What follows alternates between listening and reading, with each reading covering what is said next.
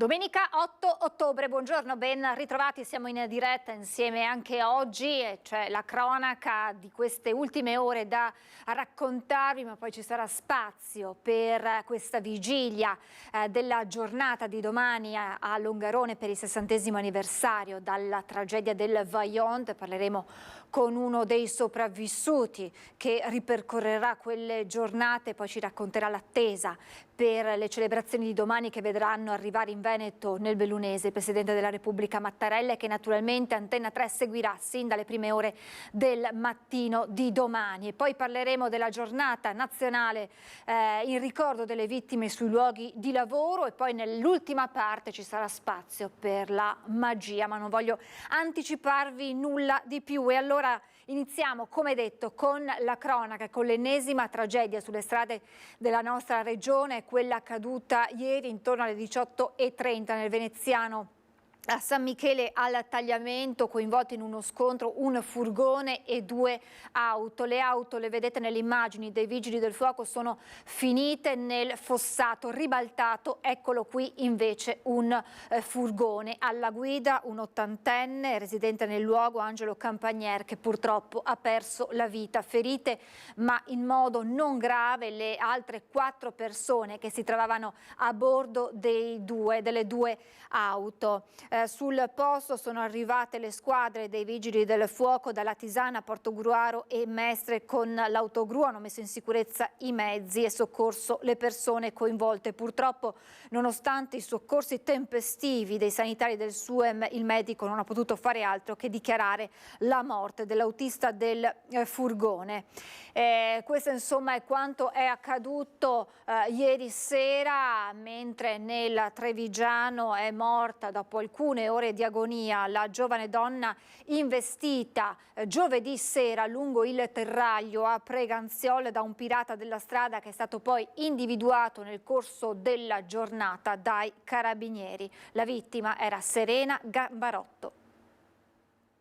Mi sono accorto per caso, vedendo nei vetri il riflesso dei lampeggianti dell'ambulanza, e mi sono uscito a vedere, insomma, preso un po' anche della curiosità, insomma, per capire se aveva bisogno di qualcosa, però c'era già l'ambulanza e sono rimasti fermi un 15 minuti per poi partire a comunque sirene spiegate. Si vedeva che stavano facendo il massaggio cardiaco. Una manovra disperata, poi il trasporto al vicino ospedale di Treviso, dove Serena Gambarotto, 33 anni, è morta dopo diverse ore di agonia. Troppo gravi le ferite riportate nell'impatto con un furgoncino da un uomo che poi si è dato alla fuga, un pirata della strada che però è stato individuato dai carabinieri già nella tarda mattinata. Si tratta di un 60enne italiano residente nel Trevigiano che ora dovrà rispondere di omicidio stradale e omissione di soccorso.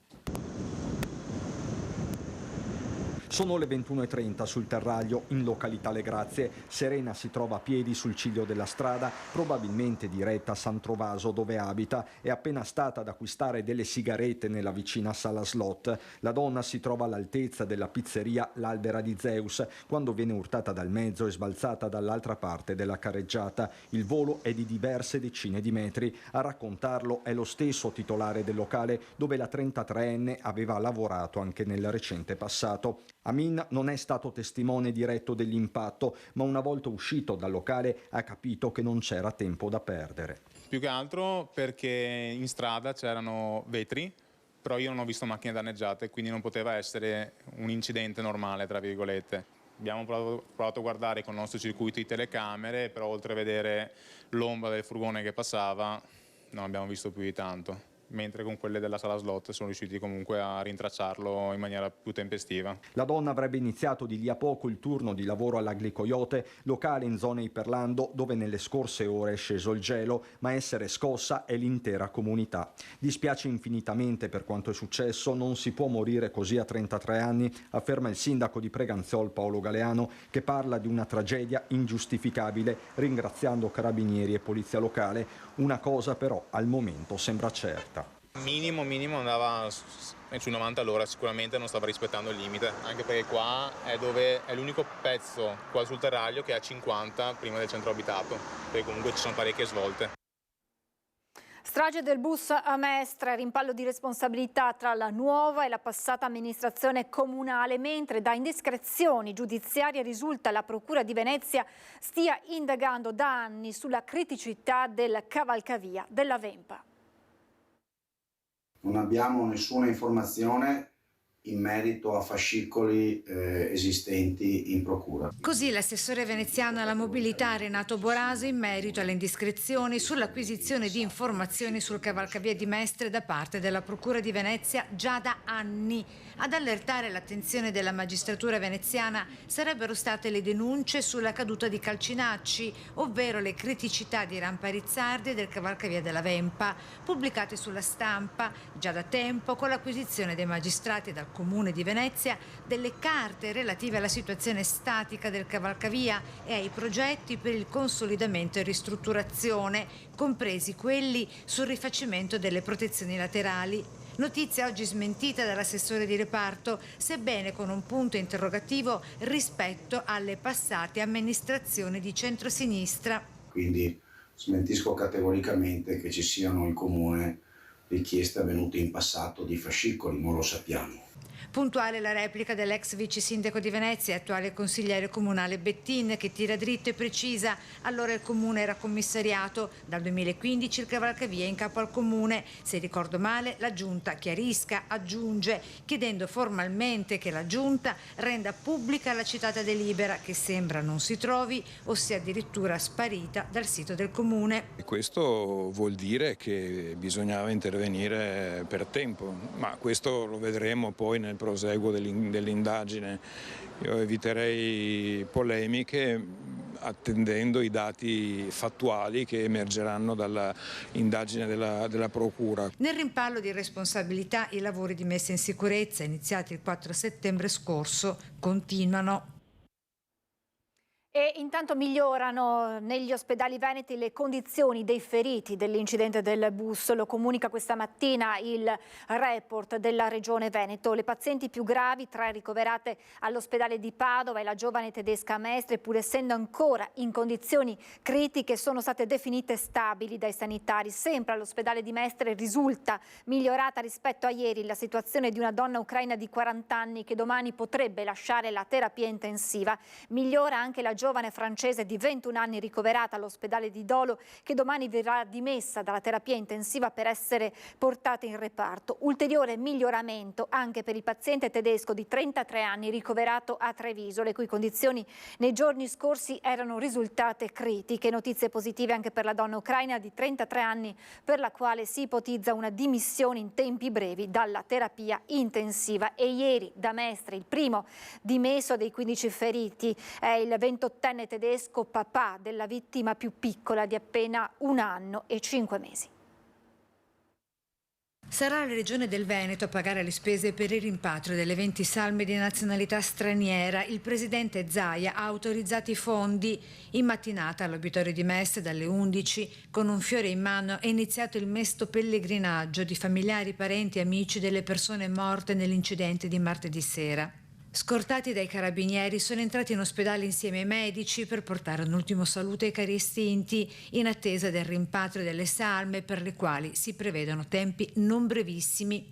E sempre in mattinata dall'ospedale di Mestre è stato dimesso il papà 28enne di nazionalità tedesca della vittima più piccola della strage di martedì, Charlotte Nima from Herz, 1 anno e 5 mesi appena. La mamma di 27 anni resta ancora ricoverata in terapia intensiva, mentre tra lunedì e martedì verrà trasferita dall'ospedale di Treviso a quello di Padova la mamma ucraina in miglioramento per essere avvicinata alla sua bimba di soli 4 anni in terapia intensiva in gravissime condizioni da martedì. Le autorità sanitarie hanno deciso di trasferire la mamma all'ospedale di Padova con la speranza che la sua presenza possa essere percepita dalla piccina. Si confida in un miracolo, quello dell'amore incondizionato, in grado di poterla salvare. Stazionare infine le condizioni di salute degli altri feriti ricoverati tra i diversi ospedali del Veneto. Una stele per ricordare le 21 vittime della strage del bus è la richiesta dei partecipanti ieri mattina al corteo omaggio ai defunti sotto al cavalcavia di Marghera. Dalle 10 del mattino la camminata silente con in mano i fiori, le corone, i bigliettini di cordoglio, i pupazzetti, tanti pupazzetti in peluche da riporre ai piedi dei piloni della morte per quella che è stata ribattezzata la strage delle bimbe. Tra le vittime in 5 avevano meno di 14 anni. Siamo carichi di lutto, carichi di angoscia, di dolore e sofferenza. Io credo che in questo momento balsamo per il cuore siano anche iniziative che nascono dal territorio come quella di stamattina. La nostra comunità è molto attenta a queste cose ed è molto vicina a queste problematiche e a questi momenti catastrofici che accadono nel nostro territorio. Iniziativa organizzata da un gruppo di cittadini di Marghera con il tam tam avvenuto via social. Cioè dare testimonianza. Oggi è importante fare questa cosa qua. La nostra società è diventata una società dei like. Non deve essere così, dobbiamo fare un po' usare lo strumento social come facciamo noi, però anche dare una testimonianza fisica. Il corteo, composto da una cinquantina di persone, si è formato all'inizio di via Fratelli Bandiera fino al punto dove è caduto il bus. La gente ora chiede che il posto diventi un momento di memoria con una stele per non dimenticare e come monito perché non si ripetano tragedie quali questa. E non si deve dimenticare perché sono morte tante persone innocenti, dei bambini, una mamma incinta, insomma è stata una tragedia grande per noi di qua di Marghera Mestre, veramente. Un bacio a tutti quanti. E c'è un altro cavalcavia attenzionato in queste ultime ore, quello di via Miranese a Mestre, perché si è concluso nella notte intorno alle 3 il lavoro dei vigili del fuoco sul cavalcavia ferroviario appunto di via Miranese, dopo la segnalazione e l'intervento iniziato nel pomeriggio per rimuovere le parti di intonaco pericolante. Erano stati alcuni passanti a segnalare questo intonaco che era ammalorato, pericolante. I pompieri sono intervenuti dal locale comando anche con il funzionario di guardia, hanno riscontrato appunto varie parti di intonaco a rischio di distacco con caduta sui binari ferroviari o sui convogli in transito. È stata interrotta la circolazione dei treni e la corrente per permettere l'intervento delle squadre dei vigili del fuoco. Con l'autoscala hanno effettuato i lavori per mettere in sicurezza l'area. Sarà l'esame autoptico sul corpicino del piccolo Jacopo Sartena a stabilire le cause del decesso. Il neonato di appena 3 mesi di Montebelluna qualche sera fa era stato ricoverato d'urgenza in ospedale perché non respirava più. La procura ha aperto un'inchiesta, indagati i genitori. Il suo cuoricino ha cessato di battere dopo poco più di un giorno da ricovero all'ospedale Borgo Trento di Verona. Ora la procura ha aperto un fascicolo e ha disposto l'esame autoptico. Il piccolo Jacopo non ce l'ha fatta nonostante i disperati tentativi dei medici di strapparlo alla morte. Il neonato era stato soccorso dagli uomini del SUEM 118 la notte tra mercoledì e giovedì a San Gaetano di Montebelluna, dopo la disperata chiamata dei genitori che si erano accorti che il piccolo non respirava più. Le condizioni del bimbo, rianimato sul posto dai sanitari del servizio emergenza, erano critiche. Giovedì mattina mamma e papà avevano voluto far battezzare Jacopo, che era nato il 27 giugno scorso. Sulla vicenda ora si apre però un fronte giudiziario. La procura di Treviso ha infatti deciso di aprire un fascicolo d'inchiesta. Il pubblico ministero Michele Permunian ha disposto che sul corpicino del neonato venga effettuato un esame autoptico. Solo così si potranno chiarire le cause che hanno portato al decesso del piccolo di poco più di 3 mesi. Iscritti nel registro degli indagati i 2 genitori. Fra le ipotesi, quella che il neonato possa essere morto in seguito alla sindrome del bambino scosso oppure a causa di un malore fatale. Ipotesi tutte da accertare. Paura ieri in Borgo Treviso, a Cittadella, dove una giovane donna è stata aggredita da un branco di uomini e sono stati esplosi 3 colpi di pistola tra le abitazioni. 3 colpi di pistola tra le case ed ennesima aggressione a una donna. Siamo a Cittadella, tra via San Leopoldo al civico 119, nella zona di Borgo Treviso e la vicina via Colombara. La vicenda non è ancora chiara, ma anche gli inquirenti parlano di una vera e propria spedizione punitiva ai danni di una giovane da parte di un gruppo di uomini, pare fossero in 5, che l'avrebbero colpita selvaggiamente con bastoni, calci e pugni, provocandole diverse fratture e contusioni. Un branco che si sarebbe accanito con una brutalità brutalità estrema su una sola persona indifesa. Nella concomitanza un'altra donna avrebbe cercato di difenderla, riportando anch'ella ferite.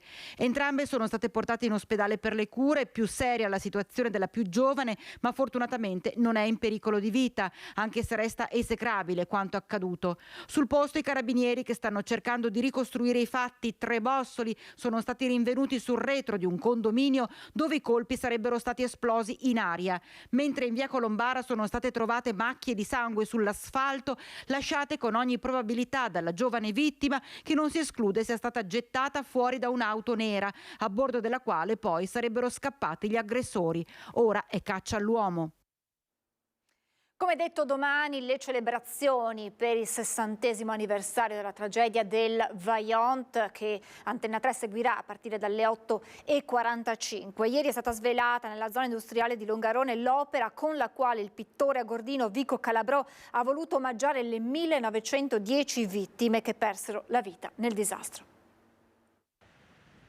Una cabina elettrica dismessa, proprio ai piedi di quella terribile gola che 60 anni fa fu teatro della tragedia del Vajont, oggi diventa monumento alla memoria. L'idea nasce da un'azienda di Longarone attiva nel settore dell'energia e che ha voluto contribuire alle commemorazioni commissionando l'opera al celebre pittore agordino Vico Calabrò. Siamo esattamente sotto la diga, da qui non la vediamo, ma è proprio qui sopra. E quindi se c'è qualcuno che sente il significato di quello che stiamo commemorando in questi giorni, credo che siamo proprio noi. Sui 4 lati della struttura dominano il blu e l'azzurro dell'acqua, o per meglio dire dell'onda, che si muove disordinatamente in tutte le direzioni, intrappolando le bianche colombe, simbolo delle 1910 vittime che quella notte persero la vita. Per Calabrò, a cui l'onda del 9 ottobre 1963 sottrasse 14 familiari, un significato e un valore che trascendono l'estetica della pittura. Non dobbiamo pensare di fare un'opera d'arte da ammirare, ma per trasmettere una partecipazione di un momento terribile successo qua, sapendo che bisogna guardare a lungo, in silenzio anche, solo per meditare sulla storia, su questa brutta storia di Longarone. Con lui anche Susanna Brocchetto, Sara Casale e Andrea Toffoli, che hanno condiviso assieme all'autore l'aspetto etico ed emotivo che l'opera rappresenta. E essere qui sotto la diga a dipingere ogni giorno, vedere dove si alzava il sole, dove tramontava, sentire il rumore dell'acqua poi mentre si dipingeva, è stata una cosa fortissima.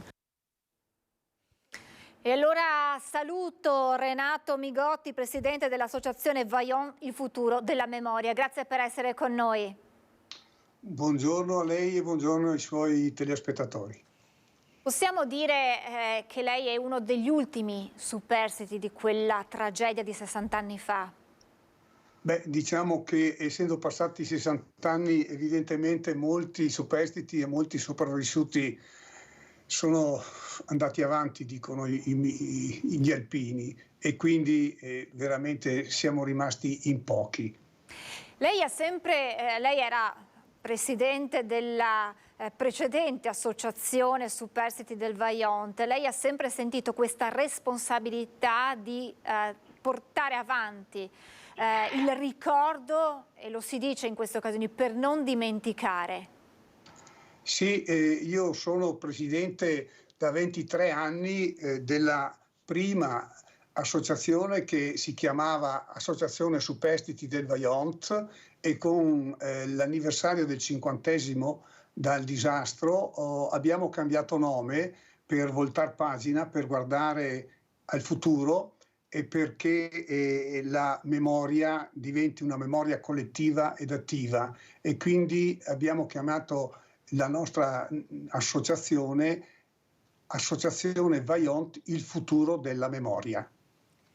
Le chiedo se le generazioni di oggi come vivono quella tragedia che verrà raccontata, immaginiamo, dai nonni, dai familiari con qualche cappello bianco in più. Si sente quel dovere di portare avanti quello che è accaduto, anche tra i giovani?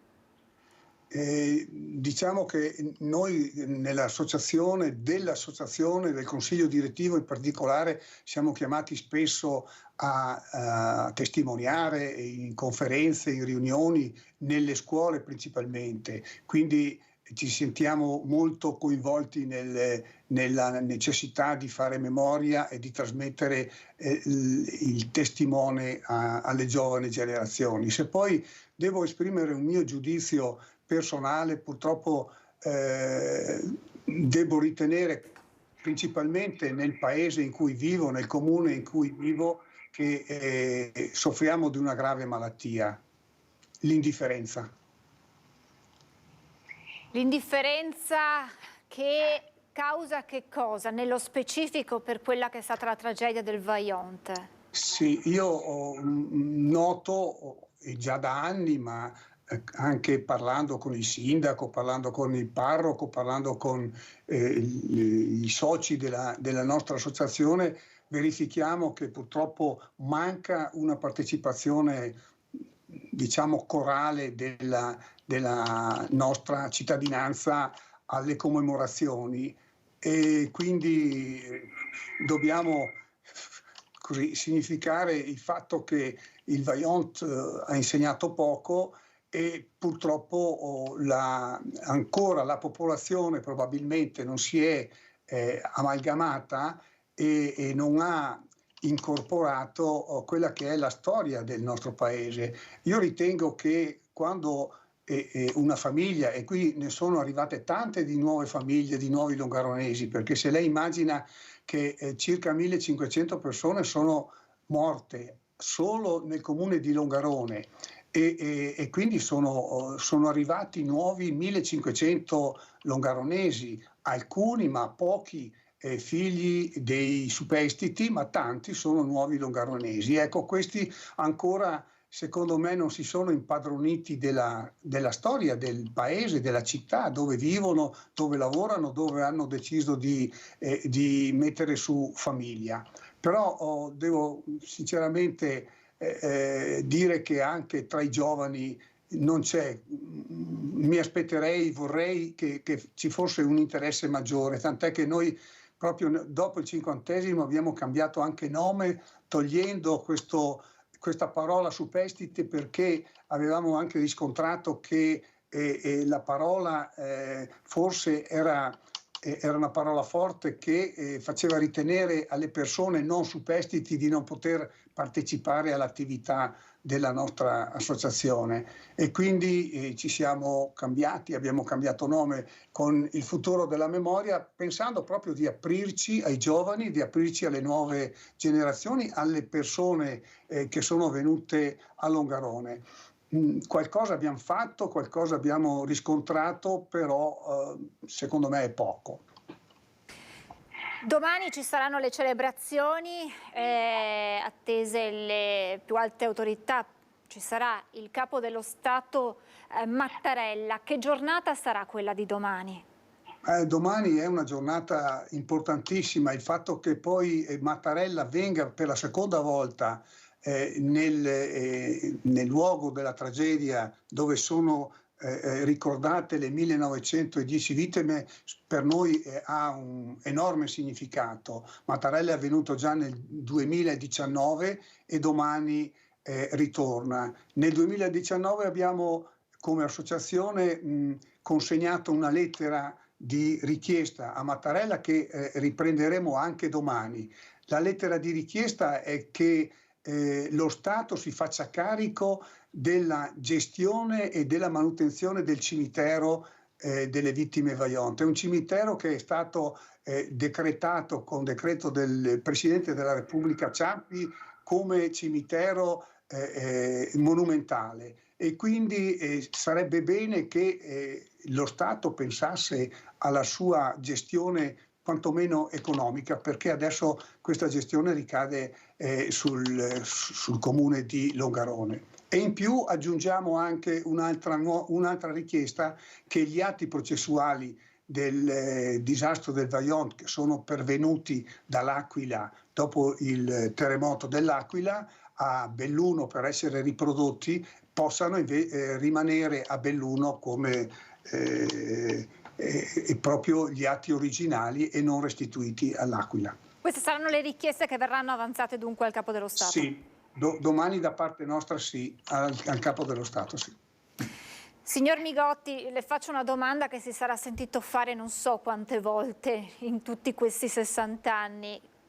Si ricorda, immagino, insomma, che sia una memoria indelebile quella notte, dov'era, che cosa è accaduto attraverso gli occhi di un sedicenne, lei aveva 16 anni quell'anno. Sì, non è che ami tanto parlare del mio personale Vaillant, io comunque avevo 16 anni, allora avevo condotto a dormire mio fratello in una stanza a fianco alla mia, un fratello di 8 anni, i miei genitori erano usciti di casa, mio papà era maresciallo della Forestale ed aveva raggiunto il maresciallo dei Carabinieri di Longarone, erano molto amici e immagino che in quel pomeriggio del 9 ottobre il maresciallo dei Carabinieri avesse chiesto la vicinanza di mio papà, che era altrettanto un militare, per le vicissitudini che poi abbiamo conosciuto successivamente, il fatto che già le avvisaglie che la montagna del Toc stava scendendo nell'invaso, la necessità di chiudere le strade e di mettere in sicurezza la viabilità.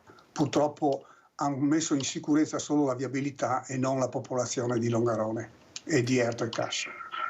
Il giorno dopo... Prego. No, sì, quindi io mi sono coricato quella sera e poi sono stato svegliato da un grande frastuono, da un grande rumore, sono volato con la casa perché l'onda distruttrice è stata preceduta da una violenta massa d'aria che secondo me ha distrutto Longarone e io sono stato depositato tra le macerie all'altezza dei Murazzi e lì sono stato soccorso e portato in in ospedale di Pieve di Cadore, dove sono rimasto 20 giorni. Il giorno dopo, nei giorni dopo che è stato dimesso, non c'era più quei luoghi che lei aveva conosciuto per 16 anni? Beh, io per 20 giorni sono rimasto all'oscuro di quello che era successo. In ospedale a Pieve cercavano di tenerci distanti, tant'è che io ho saputo del decesso, della morte dei miei genitori e del mio fratello solo dopo una settimana, 10 giorni, da parte di un mio amico coetaneo, compagno di scuola, che è venuto a trovarmi appunto in ospedale. E fra l'altro mi hanno fatto anche rientrare una sera dall'ospedale di Pieve a Belluno presso una famiglia amica che ha ospitato me e mia sorella per oltre un mese e mi ha fatto attraversare proprio Longarone di sera appunto per non vedere quello che è successo. E ricordo però i militari e i grandi fari che illuminavano la piana del Piave e la gola del Vaillant comunque, insomma. Lei ha detto dopo la mia domanda, e le chiedo scusa per avergliela rivolta, non mi piace raccontare il mio Vaillant. No, perché raccontare il Vaillant vuol dire far riemergere enorme, è una cicatrice che non si è mai rimarginata, per cui poi parlarne vuol dire star male, ma non star male per 10 minuti, star male magari anche per qualche giornata, quindi preferisco, anche in qualità di presidente dell'associazione, parlare del Vaillant, dei fatti del Vaillant, della memoria, di come fare memoria, di raccontare la storia, ma non proprio quella personale. L'ultimissima domanda, Presidente, quando passa di fronte alla diga? Allora, ormai la diga fa parte del nostro contesto, diciamo, paesaggistico ambientale.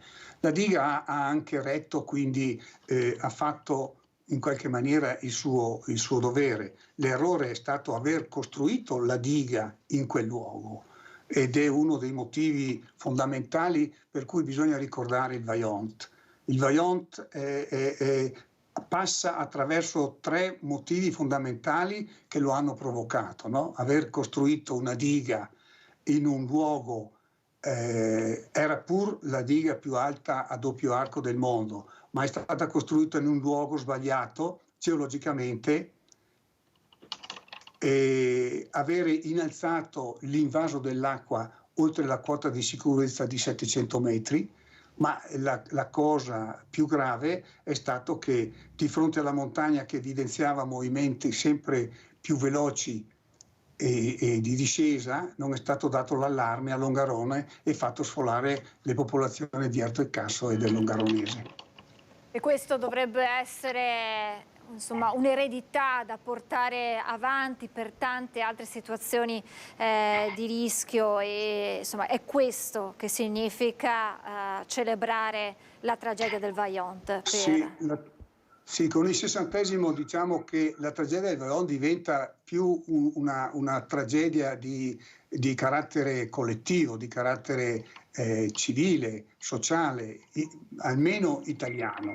Ecco, e quindi non ci si rifà solo alla disgrazia, alla sciagura del Vajont, ma ci si fa anche, si richiama l'attenzione ai tanti Vajont che purtroppo sono succeduti nel nostro paese e che continuano a succedere purtroppo. Io ho un elenco enorme di disastri colposi. Se partiamo già da 100 anni, con la caduta della diga del Gleno del 1923, passiamo al cedimento della diga del Molare 1935, Fréjus 1959, il Vajont nel 63, la funivia del Cermis 1976, Stava 1985, Viareggio 2009, Rigopiano 2017, Ponte Morandi 2018. Bastano solo questo elenco di 8-10 eventi disastrosi per richiamare l'attenzione principalmente dei politici, degli amministratori, ma non solo, anche l'attenzione degli italiani, della gente, dei cittadini, no, alla cosa pubblica e al proprio ambiente. Alla responsabilità.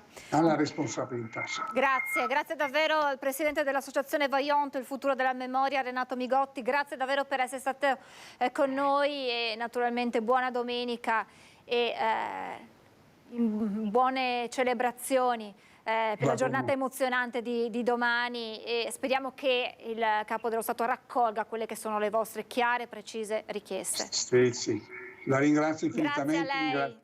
Ai telespettatori. Grazie Presidente, buona domenica. Noi ci fermiamo, c'è la pubblicità tra poco.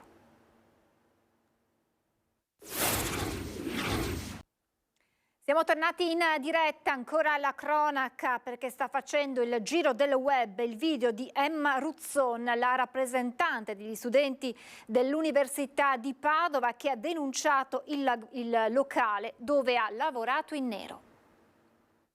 Basta, e ho denunciato il posto in cui lavoravo perché lavoravo in nero. Non è stato facile perché in questi giorni, mentre me ne occupavo, ho iniziato ad avere un po' di paura di non trovare un lavoro subito nell'immediato e non aver di fatto uno stipendio per un periodo indefinito di tempo. Parla con voce chiara, intervento sottotitolato condiviso sui social, Emma Ruzzon, 23 anni, studentessa, davanti al Presidente della Repubblica Mattarella in occasione dell'inaugurazione dell'800° anno accademico dell'Università all'Università di Padova, aveva pronunciato un discorso accorato raccontando la vita degli studenti e la loro difficile condizione.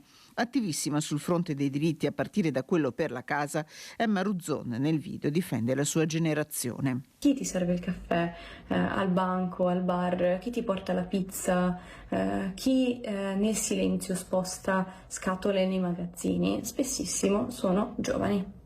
Nessun fine settimana o serate con gli amici con i soldi del lavoro, continua Emma Ruzzon. Ormai per molti è impensabile riuscire a mantenersi gli studi senza dover lavorare, perché gli affitti arrivano a costare 600 euro al mese, perché i libri costano, perché i trasporti costano, perché vivere in una città universitaria costa, perché le università stesse costano e non sono realmente accessibili per tutte e per tutti. Per lei un contratto in un locale di cui non fa il nome per un quinto delle ore lavorate, il resto in nero. E allora l'invito è rivolto a chi come lei si è ritrovato in questa situazione e poi alla politica. Dunque, chi può denunci.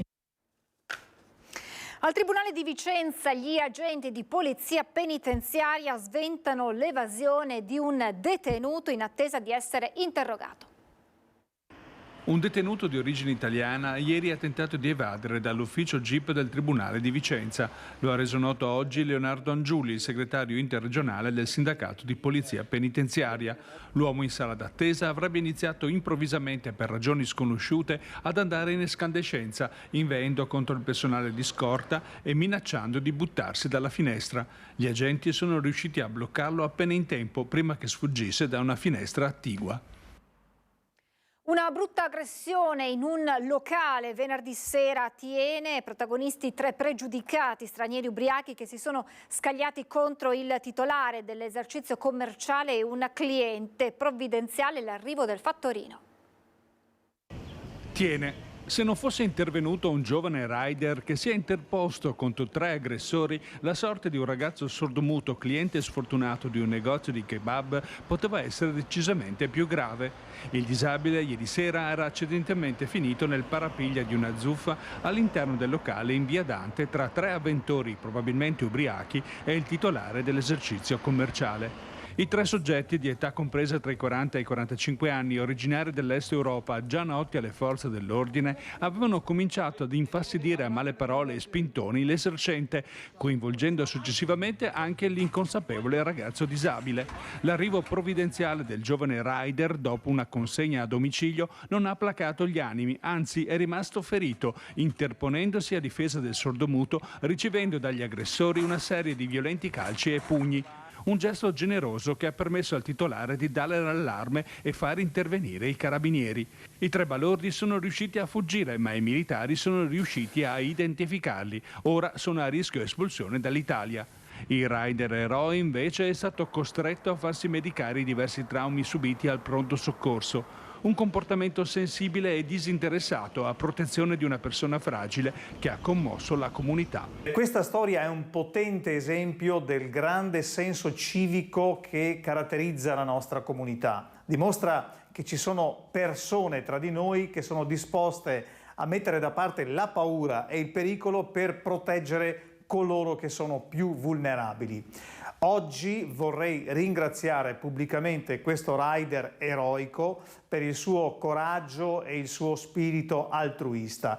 Il suo gesto ci ricorda che anche di fronte a situazioni difficili possiamo contare l'uno sull'altro per difendere ciò che è giusto.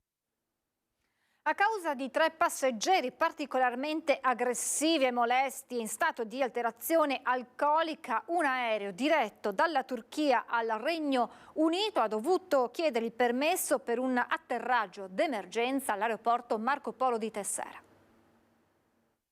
Ubriachi, aggressivi e molesti sia verso i membri dell'equipaggio che verso gli altri passeggeri del volo, tanto da costringere il comandante di un aereo di linea partito da Dalaman in Turchia e diretto a Liverpool ad un improvviso cambio di rotta e alla richiesta di un atterraggio fuori programma all'aeroporto Marco Polo di Tessera. Un fuori programma necessario per sbarazzarsi di 3 cittadini inglesi, 2 uomini e una donna, che avevano reso impossibile il prosieguo del viaggio.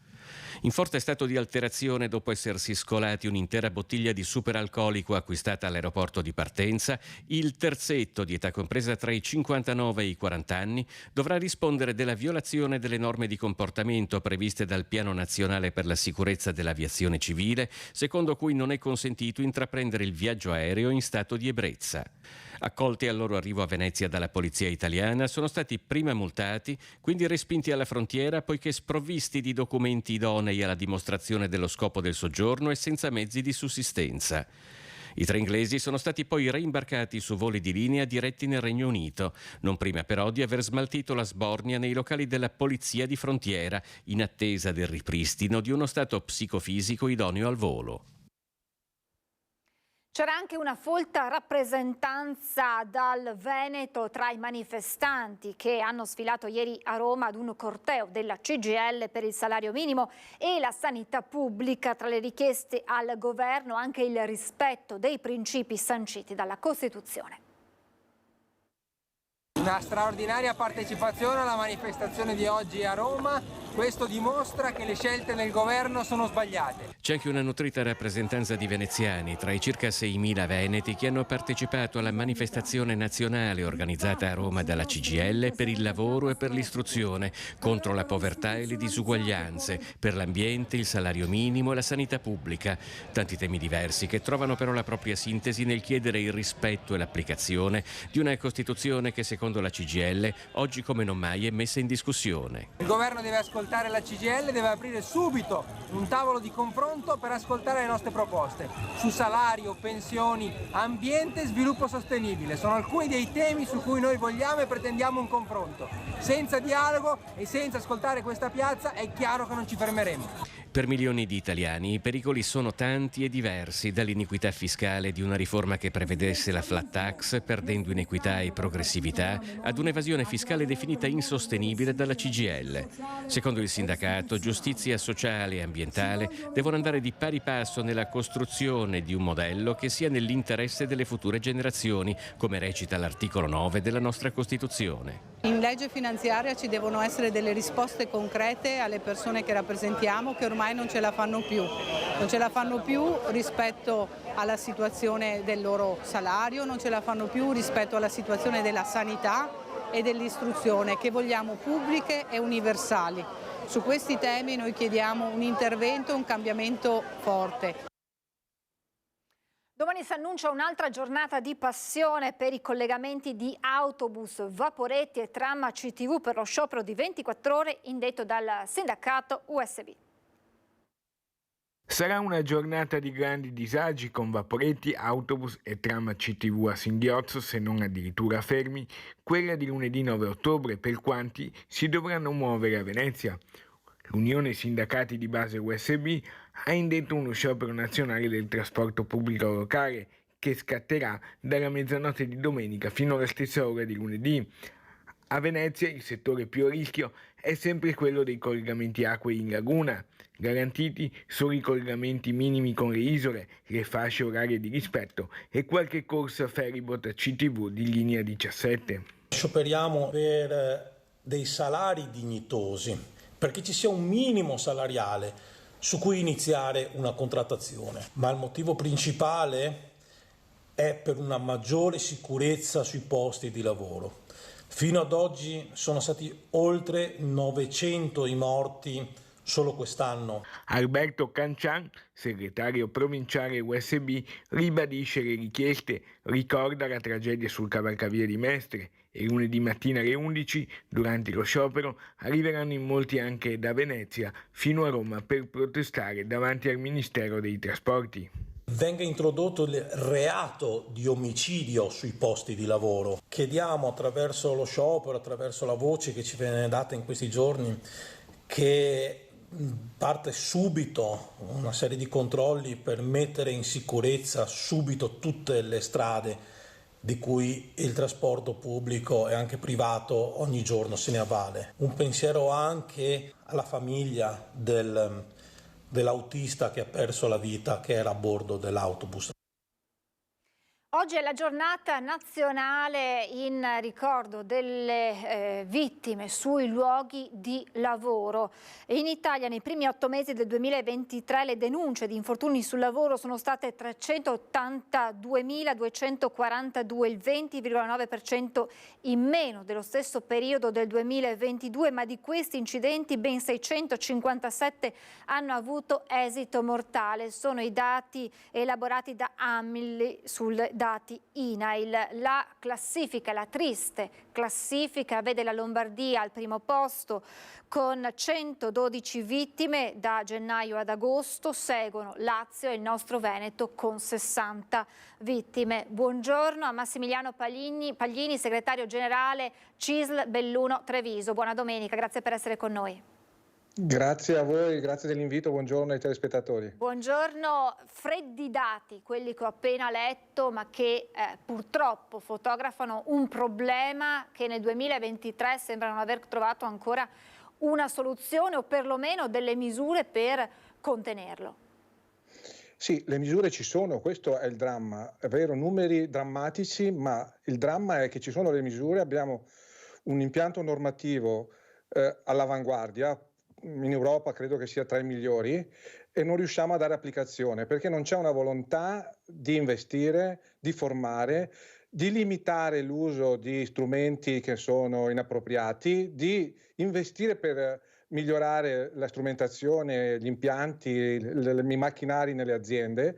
Quindi diciamo che siamo in una condizione in cui il progresso tecnologico, le risorse ci sono, le norme ci sono, però continuano a esserci questi dati che sono un bollettino di guerra, perché a sentire mentre li diceva mi sono tremati i polsi, perché 380.000 infortuni vuol dire gente che perde dita, mani, braccia, udito, vista, cioè sono dati drammatici. Il peso, il costo di questi infortuni sulla società, sul fisco, sulla sanità, nessuno li dice quali sono. Quindi siamo veramente dentro a una situazione che è paradossale. Credo che ci sia bisogno di un cambio di rotta. Quindi quello che noi chiediamo è maggior formazione, maggiori investimenti, maggiori tecnici, ispettorato del lavoro, forze dell'ordine, tutti coloro che possono presidiare l'applicazione delle norme. Perché, ripeto, abbiamo in Italia un sistema normativo che è all'avanguardia in Europa e nel mondo. Manca la cultura della sicurezza, molti dicono. Manca la cultura della sicurezza, però guardate, non dobbiamo trarre in inganno i telespettatori, perché è vero che talvolta c'è superficialità da parte di chi lavora, però la superficialità può essere superata con un'applicazione rigida di strumentazioni tecnologiche, perché oggi abbiamo dispositivi di protezione individuale che vanno messi a disposizione dei lavoratori, come dire, risorse da mettere per coloro che devono vigilare nelle aziende, nel sistema produttivo, e soprattutto abbiamo un impianto contrattuale normativo che ci consente di fare tutte quelle cose che servirebbero a limitare incidenti e morti sul lavoro. Quindi è vero che manca un po' la cultura della sicurezza, bisogna ripartire o partire dalle scuole, io dico dalle elementari. Ai bambini in Giappone insegnano a ripararsi dei terremoti dalle elementari, perché gli spiegano come fare per evitare di venire sotto le macerie. Quindi credo che si debba iniziare da lì, però non possiamo pensare che tutto debba essere scaricato sui lavoratori. I lavoratori devono essere rigorosamente attenti alle norme, devono essere attenti all'applicazione dei dispositivi individuali, però guardate che dove abbiamo visto i fatti gravi che sono successi di morti e infortuni, spesso e volentieri manca il presidio da parte dei datori di lavoro, manca il presidio da parte di chi dovrebbe vigilare, quindi c'è bisogno di una cultura a 360 gradi, sia negli investimenti, nelle risorse da mettere per evitare morti e infortuni, sia nel presidio della sicurezza sul lavoro.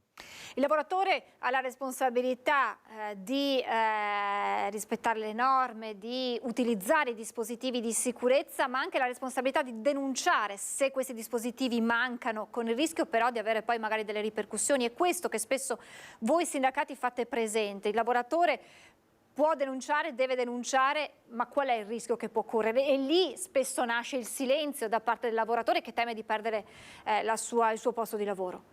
Ma guardi, noi ai nostri lavoratori, ai nostri iscritti diciamo sempre di rivolgersi a noi per evitare di esporsi in prima linea, però siamo anche un paese che ha applicato un sistema normativo europeo che si chiama whistleblowing, che consente in alcuni casi di poter segnalare come dire, mala gestio da parte del datore di lavoro o di manager o di direttori, dirigenti. Quindi credo che il lavoratore non debba esporsi in prima persona, debba rivolgersi alle organizzazioni sindacali, i propri RSU, RSA, delegati, operatori, per evitare di esporsi ovviamente in prima persona. Però io credo che questo paese debba anche fare un salto di qualità. Non dico che debbano esporsi i lavoratori in prima persona, però troppe volte evitiamo di segnalare fatti che possono poi diventare gravi proprio per evitare di esporci in prima persona. Credo che su questo tutti quanti dobbiamo creare quella cultura. Quando lei parlava di cultura della responsabilità, è cultura di tutti, non può essere solo una cultura di una parte. Cioè, la cultura della responsabilità è che quando ci sono situazioni che sono fuori dalle norme, il caporalato, l'applicazione sbagliata delle norme sul lavoro, la mancanza della sicurezza, il lavoratore prima di tutto si rivolga alle organizzazioni sindacali, non faccia da solo il primo passo, però credo che lo debbano fare, perché spesso e volentieri abbiamo anche lavoratori che non se la sentono di rivolgersi alle organizzazioni sindacali. Questo secondo me non può essere, perché noi facciamo da filtro con loro. La mancanza da parte, invece dall'altra parte del mondo datoriale, magari dell'adozione dei dispositivi, è legato a cosa?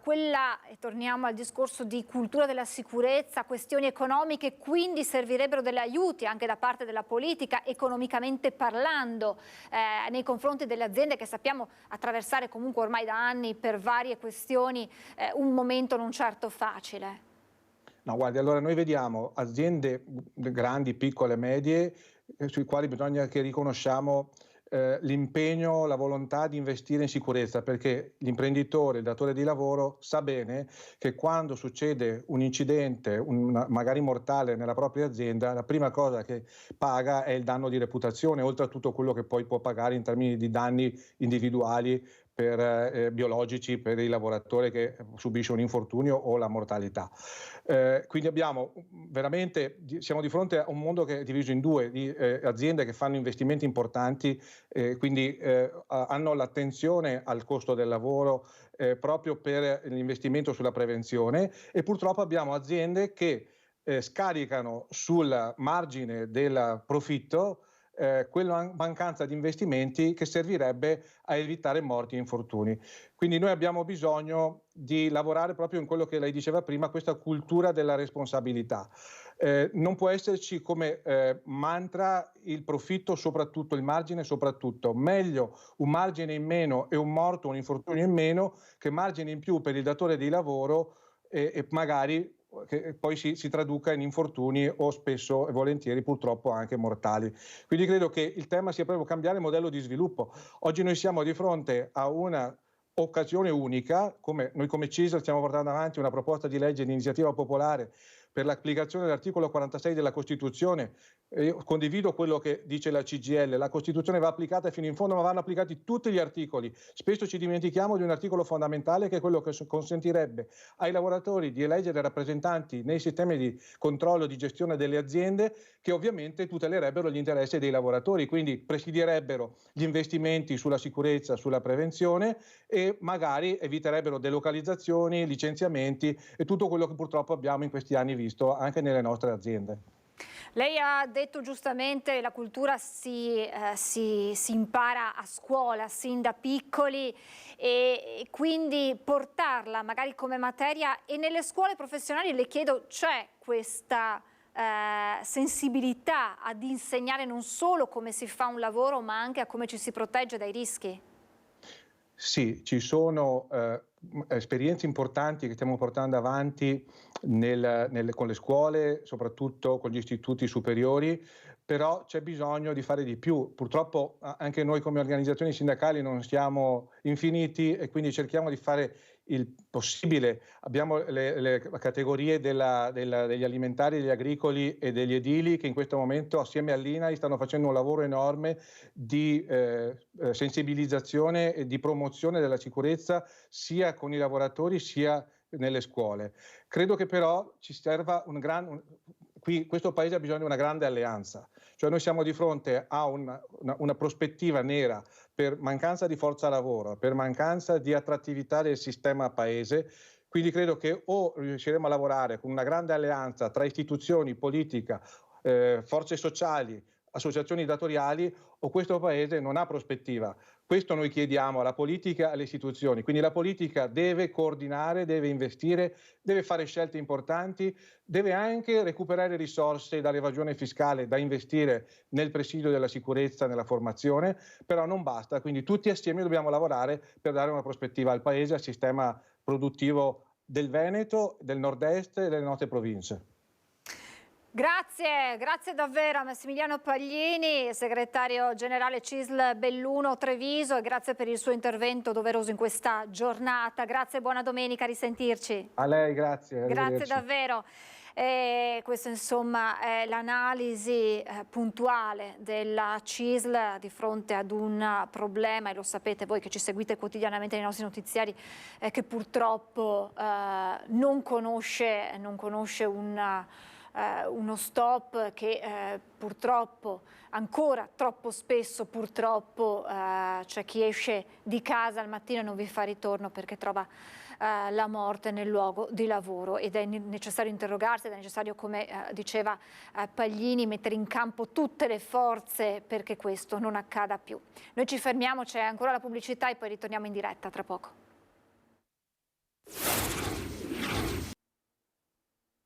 Siamo tornati in diretta e non sono più da sola, è un grande piacere avere qui con me Andrew Basso, il più grande escapologo al mondo. Buongiorno, grazie per essere con noi. Buongiorno a voi, grazie dell'invito. Illusionista, erede del grande Houdini. Così dicono. Allora iniziamo subito, per quei pochissimi che non la dovessero conoscere, a raccontare la sua storia, che inizia sin da quando lei è piccolo. E com'è questo primo suo approccio con il mondo dell'illusionismo, della magia in generale? Come avviene? Avevo solo 7 anni quando un mago prese una pallina rossa, la fece sparire e la fece riapparire nella mano di mia madre Clara. E in quell'esatto istante, io bambino, era nato il sogno della mia vita, cioè quello di voler regalare quell'emozione che in quell'esatto istante avevo provato, che avevo visto negli occhi di mia madre Clara, e da lì l'inizio del mio sogno di diventare un illusionista. Perché la bocca aperta, gli occhi sgranati, lo sguardo emozionato di chi la guarda è quello che ripaga di fronte all'impegno che ci vuole in questo lavoro. Assolutamente, è il motivo per cui lo faccio. Ogni spettacolo è diverso proprio perché il pubblico vive per la prima volta un'emozione, e è un modo per me di rivivere quell'emozione appunto vissuta da bambino.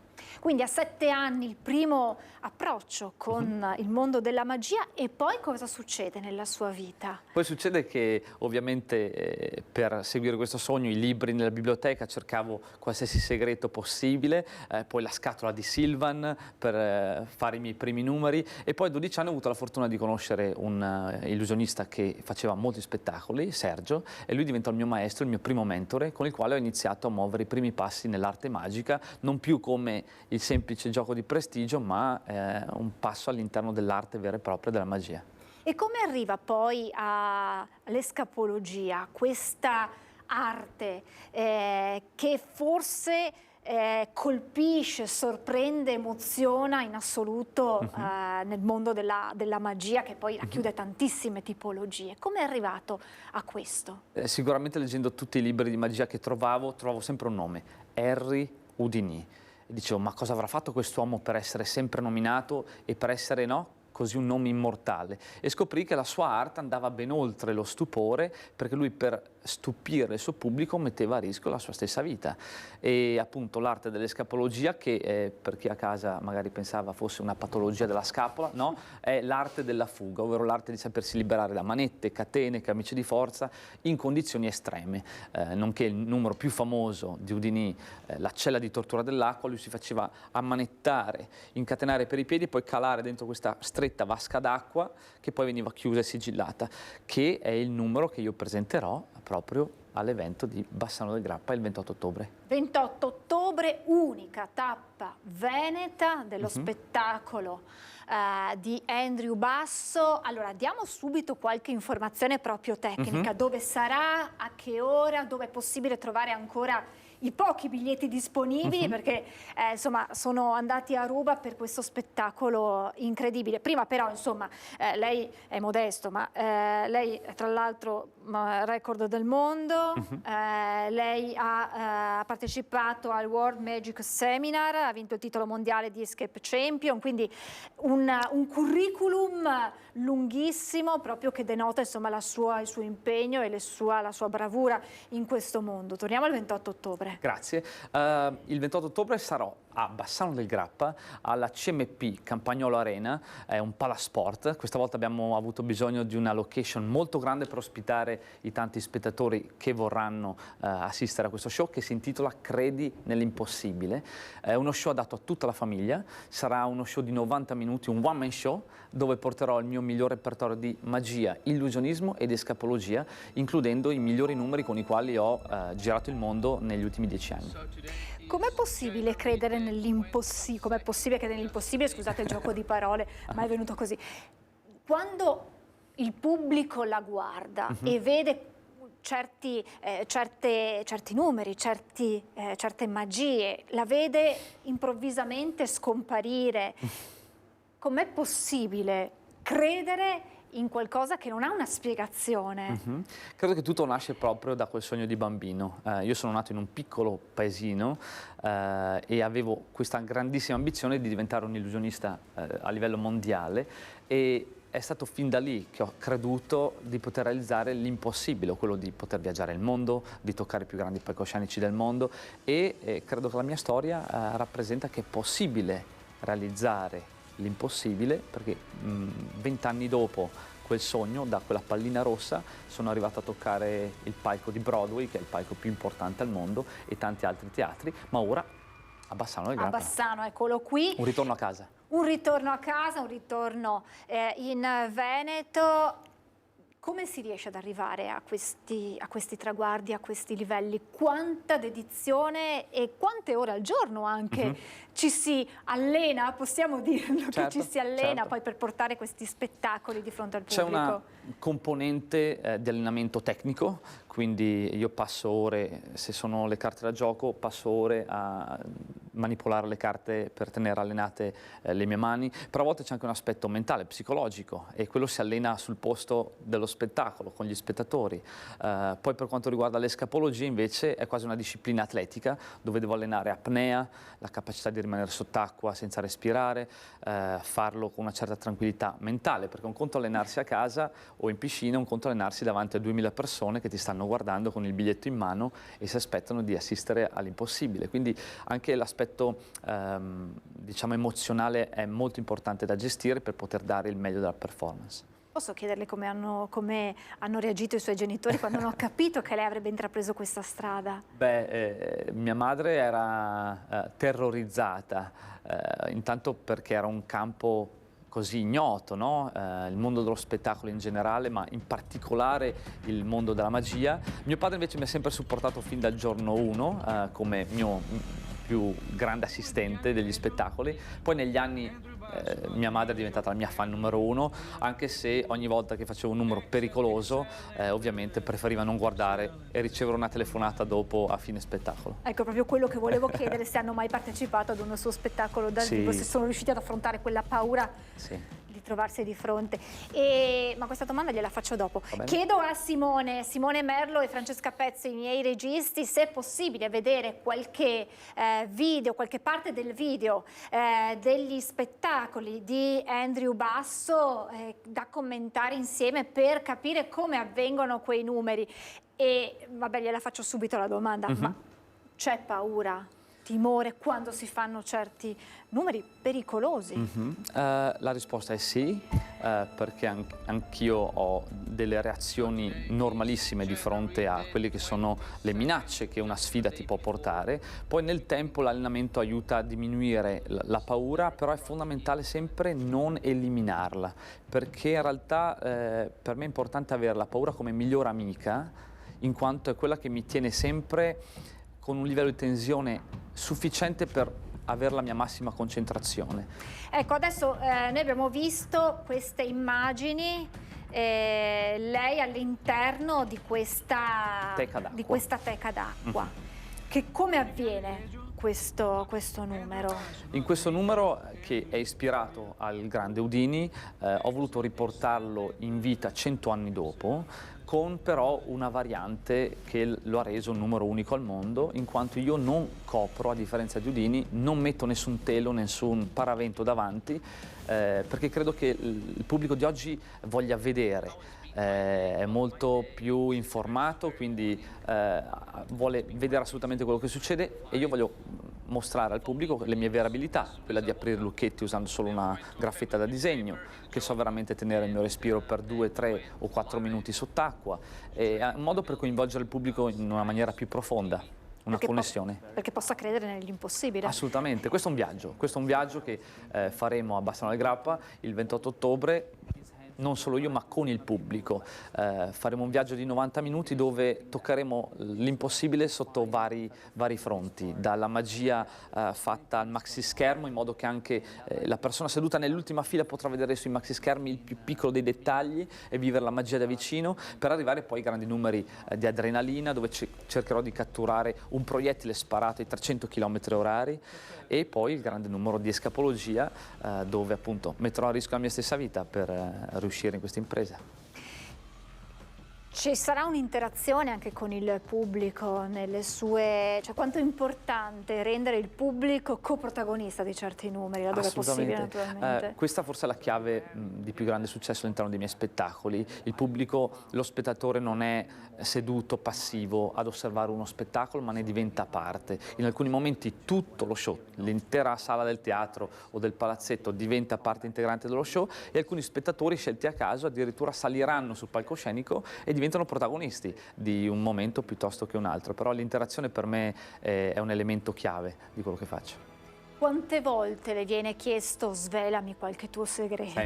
Sempre. Ma la mia risposta preferita è sai tenere un segreto? E loro rispondono sì, anch'io. E qui uno alza le mani e si arrende a qualsiasi richiesta. Lei diceva prima la paura c'è e non va mai messa da parte, perché ti permette di mantenere l'attenzione alta.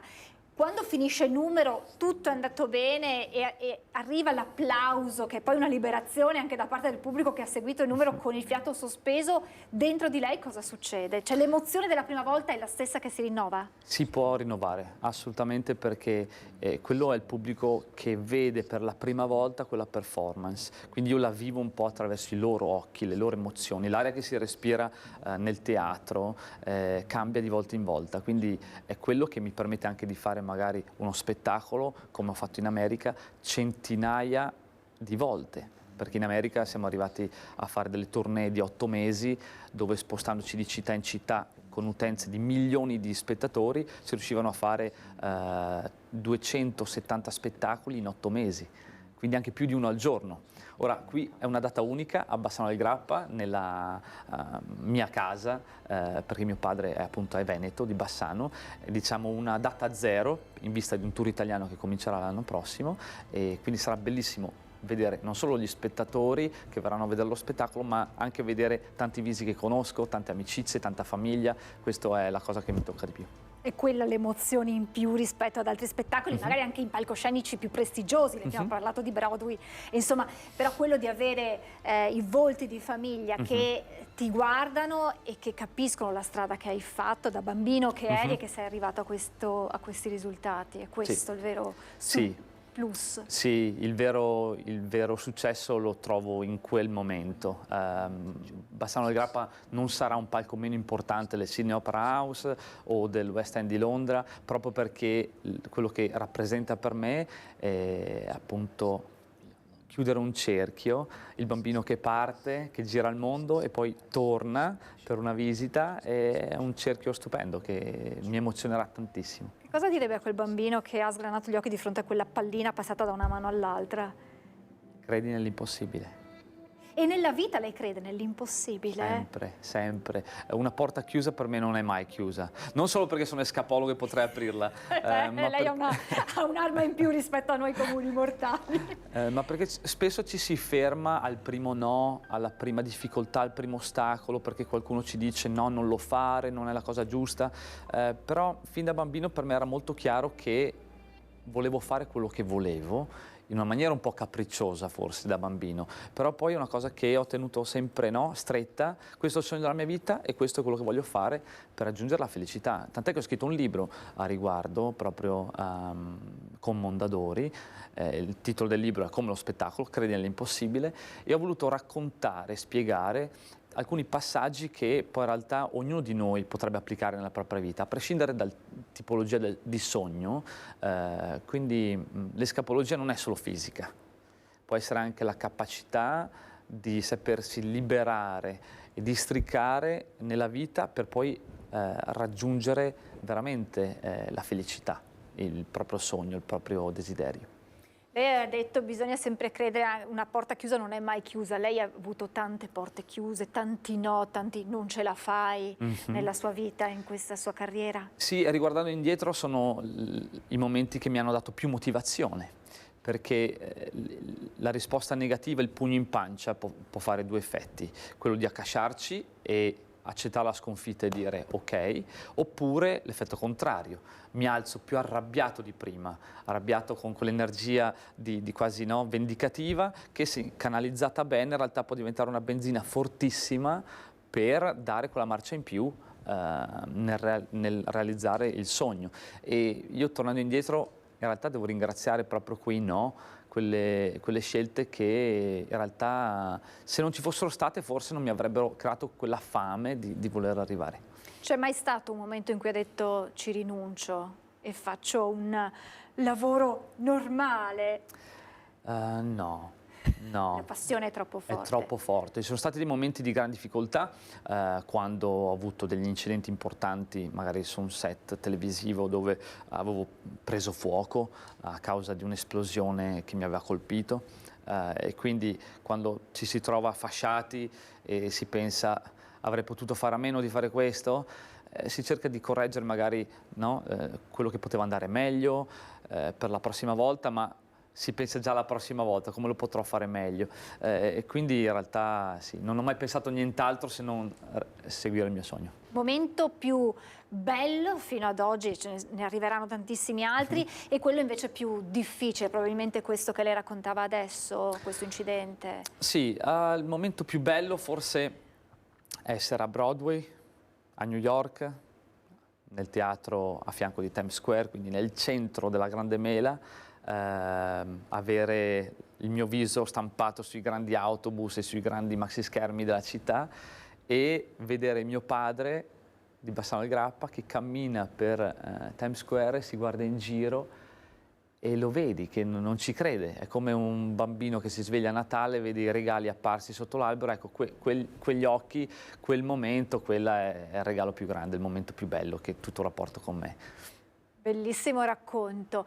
Però per i nostri telespettatori, insomma, non potevamo, in attesa che molti di voi siano a Bassano il 28 ottobre, non potevamo non regalare loro un piccolo momento di magia attraverso Andrew Basso. Sì. E allora, chiedo a Simone e a Francesca di seguirci. Che cosa ci regala Andrew? Intanto volevo dire ai nostri amici a casa che i biglietti sono disponibili su Ticket One, cercando Andrew Basso, credi nell'impossibile.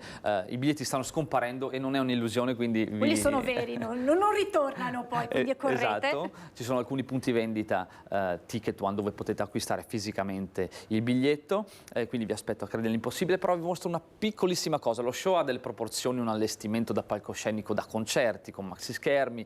Questa è una piccola cosa che però in telecamera saremo in grado di vivere insieme. Useremo delle carte da poker e scala 40, quello che usate anche voi a casa, ok? E in realtà non useremo tutte le carte, ma ne useremo solo 2. Ok? Ora, fantastico che c'è uno zoom qui, in modo che si riesce a vedere da vicino. Dimmi pure tu, Francesca, dove vuoi tagliare le carte? Mi dici stop, io taglio le carte. Stop. Qui? Ok. Ora useremo solo 2 carte, ok? La prima sarà un set di picche, ok? Un set di picche. Mi giro di qua così riuscite a vedere benissimo, ok? Stendi pure la mano. Ora, il set di picche, ti chiedo di metterci l'altra mano sopra. Benissimo. E ora useremo una seconda carta, che è un 3 di cuori, sì? Un 3 di cuori. Ora osserva il 3 di cuori, non tanto il 3. Aspetta, che perché abbiamo avuto un piccolo problema, si è staccato il microfono e non allora... Non ti preoccupare, segui solo l'immagine. Guarda il 3.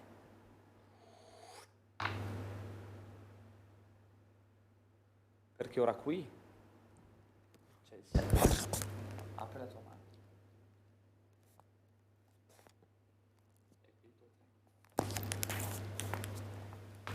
Zitta, perché è proprio credere nell'impossibile. Dopo a telecamere spente magari gli chiedo, ma tanto non me lo dirà perché, come ha detto, lui sa mantenere i segreti.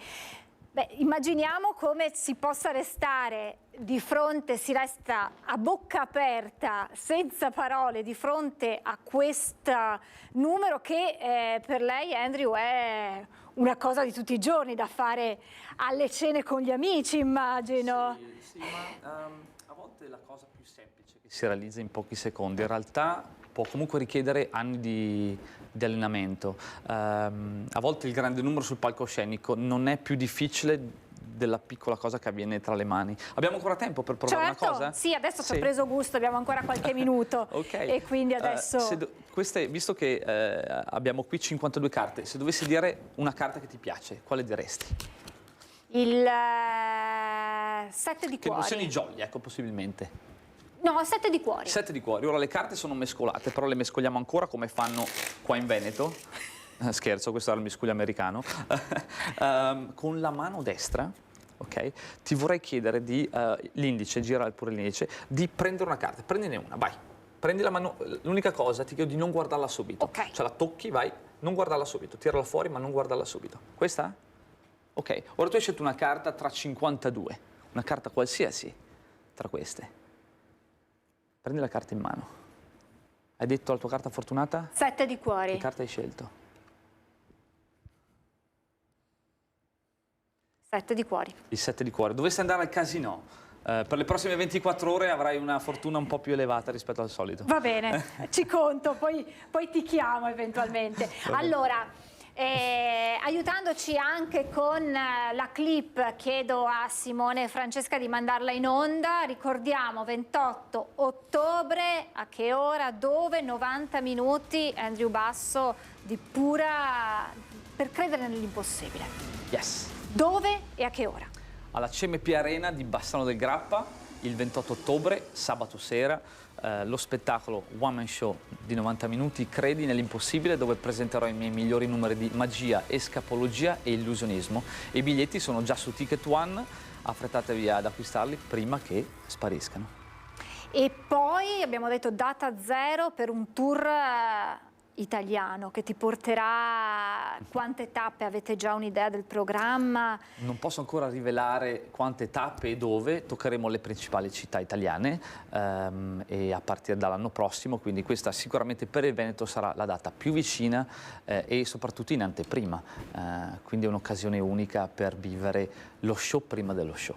Io prima ho fatto una battuta, ho detto questo per te sarà un numero che fai a cena con gli amici, ma a cena con gli amici ti chiedono questo o eviti al di fuori di quello che è il momento dello spettacolo, è di fare magia, di parlare di magia per essere una persona normale? Beh, quello che faccio genera interesse e curiosità sempre, quindi questo è anche un modo di grande apprezzamento da parte delle persone che mi conoscono, che sono vicine, di dimostrare il loro interesse. Ho la grandissima fortuna di avere degli amici meravigliosi che si ricordano che prima dell'Andrew Basso c'è ancora l'Andrea Basso, quindi al di fuori della magia, al di là di quello che faccio, e questo è un equilibrio straordinario, anche se vivendo di passione forse sono io che non riesco a trattenermi a testare un nuovo numero proprio con gli amici. Però è un equilibrio importante da mantenere, quello tra l'Andrew e l'Andrea. Io credo che ricordare le radici, da dove veniamo, anche se magari si tende, come ho fatto io, a scappare perché si sogna l'America, si sogna qualcosa di più grande, quello che si proietta come qualcosa di migliore, in realtà poi c'è il ritorno e si scopre come le radici in realtà siano così importanti da non dimenticare. E da lì è proprio anche l'importanza di questa data zero di Bassano, di avere, come dicevi tu, quei volti noti di fronte. Da qui al 28 ottobre come saranno le tue giornate? In apnea, tutti i giorni. Nel vero senso della parola. Nel vero senso della parola, sì, perché adesso siamo nel momento critico delle 3 settimane prima dello spettacolo e quindi tutti i giorni io mi sveglio e devo seguire la mia scaletta dello spettacolo e provare numero dopo numero nella sua totalità. E avendo l'apnea finale nello spettacolo all'interno di questa vasca d'acqua di 1000 litri, quindi il palco allestito deve essere rinforzato, perché immagina questo acquario che viene spostato al centro del palco, io devo essere appeso per le caviglie, alzato in aria e poi calato all'interno, quindi anche un team tecnico che alla perfezione deve conoscere, no, le proprie parti, e questi sono elementi che vanno preparati, allenati e studiati secondo per secondo. E in questi giorni io e il mio team siamo H24, perché le ore che dormiamo nella testa c'è ancora attività.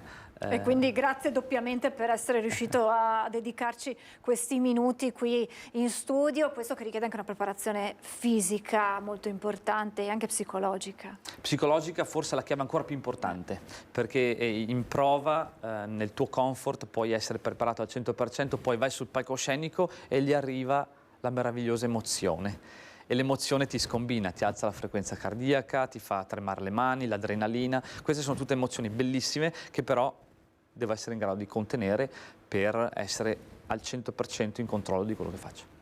E allora tutto questo in questi 90 minuti il 28 ottobre a Bassano. Grazie di cuore, grazie davvero, grazie a voi. In bocca al lupo ad Andrew Basso. Noi siamo in chiusura, 2 appuntamenti che vi ricordo, naturalmente la maratona domani di Antenna 3 per ricordare il 60° anniversario della tragedia del Vajont. Partiremo in diretta dalle 8:45 per seguire la messa in suffragio delle vittime dalla chiesa parrocchiale di Erto e l'omaggio del capo dello Stato Sergio Mattarella al cimitero di Fortogne e sulla diga, per concludere alle 21:15 con una puntata speciale di Ring e con le testimonianze dei sopravvissuti in diretta dalla diga del Vajont. Siamo in chiusura, meteo, e poi vi lascio al film Per la vecchia bandiera con la regia di Andrea De Tot. Grazie a tutti, meteo, buon pomeriggio e buona domenica.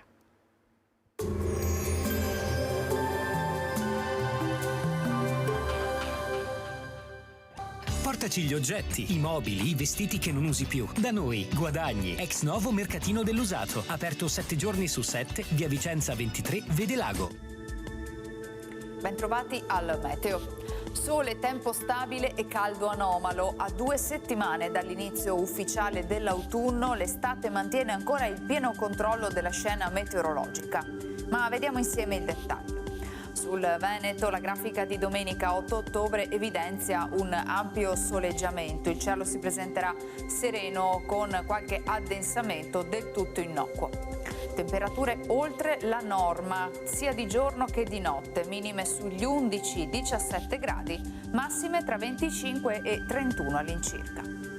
Ci spostiamo ora sul Friuli Venezia Giulia. Anche in questo caso sarà bel tempo, solo al mattino saranno possibili delle nebbie sulle zone di pianura.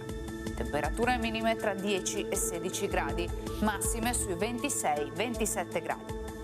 Infine diamo uno sguardo al Trentino Alto Adige, dove sarà ben soleggiato, stabile e molto mite. Temperature minime infatti intorno agli 11 gradi, massime sui 28-29 all'incirca.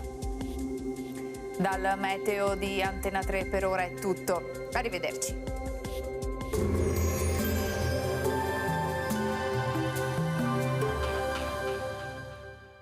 Portaci gli oggetti, i mobili, i vestiti che non usi più. Da noi, Guadagni, ex novo mercatino dell'usato. Aperto 7 giorni su 7, via Vicenza 23, Vede Lago.